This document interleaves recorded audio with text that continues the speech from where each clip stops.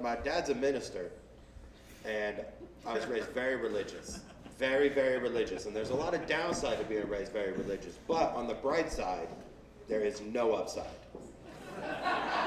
Just, none. Right? There's a lot of shit that gets pounded into your head that you got to get rid of. And I've been working on it. But I didn't even get at the worst. Of all the people I saw affected by people being dumb because of religion, was my friend Derek. When we were 14, we went to church camp.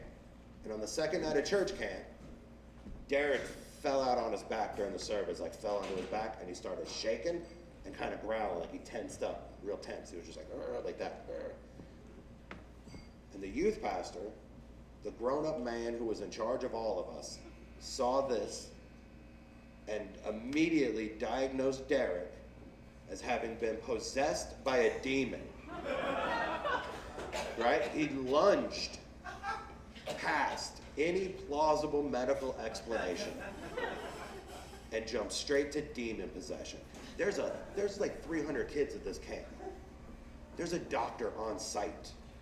You should call him first. Call the doctor first, and if the doctor shows up and is like, I don't know what the fuck this is, but I'm open to suggestion, then you go, I was thinking maybe it was a demon. Right? And then the doctor will be like, maybe, I don't know. I went to school, and I've never seen this before. Right? And I want to put it in context. This was 1992. All right? I said demon possession. I don't want anybody to think this was the 1300s or a fucking dream I had. This was the day after we all had watched Wayne's World. So he's got a demon in him, and the youth pastor decides he's going to exorcise this demon. And he does it in the way that it happened in the Bible one time. One time in the Bible, there's a guy with a demon. And then Jesus was like, what's your demon name? And the demon told him its name. And Jesus called him by that name, and he had to do what he said. That's like a loophole or a life hack for demon possession. Right? You get the demon to tell you its demon name, and then you call him that, he has to do what you say. Just, you guys should know. Just in case. So that's what he's doing. He's standing on top of this kid and he's yelling, what's your name? What's your name? And the kid is on the ground and he's like this. He's like, Derek. Right? His name was Derek, so he wasn't wrong again. Like he was like, I'm Derek. And the youth pastor's like, what's your demon name? And the kid's like, what? I'm Derek. Right? What do you mean? You drove me here. So this goes on for a few minutes. What's your demon name? And the kid's like, Derek, please stop. And after a few minutes of getting no traction on this demon name situation, what the youth pastor decided, instead of thinking, maybe I jumped the gun and perhaps it is not a demon, what he then decided was that he had stumbled upon one of the world's greatest coincidences, wherein a boy named Derek had been possessed by a demon who was also named Derek. Yeah, like the devil had to update his demon gang for the early 90s. Come up with some cool hip demons. All them old ones are getting people to kill neighborhood cats, and he needs someone to be like, hey, you should smoke cigarettes and listen to Pearl Jam. Right? Turn your hat backwards. That'll piss off your dad. So now it turns into this guy, the youth pastor, yelling at the kid, Derek, get out. Derek, get out. And Derek is just like, what? I'm Derek. Derek, get out. I'm Derek. It was like the best improv show I'd ever seen.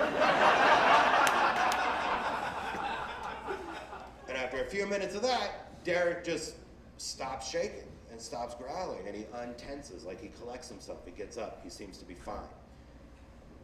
And the youth pastor then told all of us, including Derek, that the demon had just gone back to sleep inside Derek. The demon had gone back dormant, but it was still there. And then he told all of us. And then, that's fucked up. Derek had to spend a long time thinking there was a demon inside him that could pop off at any moment. Now, I do want you guys to know this. I have a mutual friend with Derek, so I checked up. Turns out, He was epileptic. Right? Can you imagine such a plausible medical explanation? Right? So what Derek did was he found a real doctor, he takes medicine, he works at a bank, he's married, he has kids, he's doing fine. I don't want anybody leaving here thinking, what was it, a demon? It wasn't. It was epilepsy, something that I probably could have thought of when I was 14. But the fucked up part about it is he told us all there was a demon inside that kid, and then he just let Derek stay at church camp for the rest of that week. He just let us hang out with Derek. Like, you don't call his mom or send him home? There's a demon inside him, right?